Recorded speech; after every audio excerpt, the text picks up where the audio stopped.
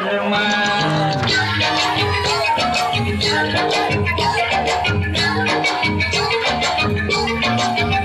अरे अंगना में बाबा दुआरे पे माँ, अंगना में बाबा दुआरे पे माँ, कैसे आए गोरी हम तोहरे घर माँ, कैसे आए गोरी हम तोहरे घर माँ।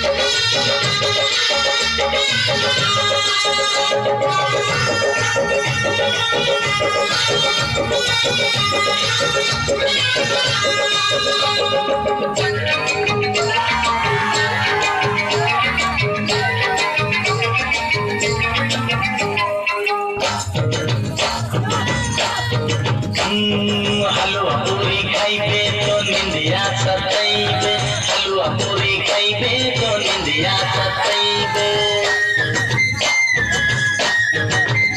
ओ हलवा पूरी खाइबे तो निंदिया सताइबे। तिजिया पे तोहर लिए आंचल बिछाइबे, तिजिया की किस्मत जागा जवाल माँ, तिजिया की किस्मत जागा जवाल माँ।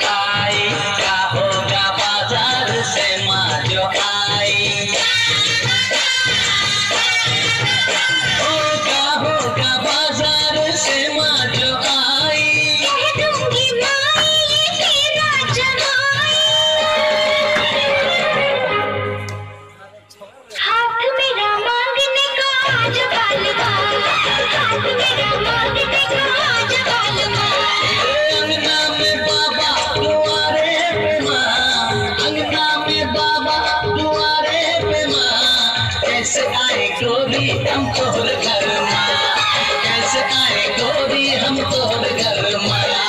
खेत गए बाबा बाजार गए माँ, खेत गए बाबा बाजार गए माँ, अकेले हो घर माँ तू आज बाल माँ, अकेले हो घर माँ तू आज बाल माँ।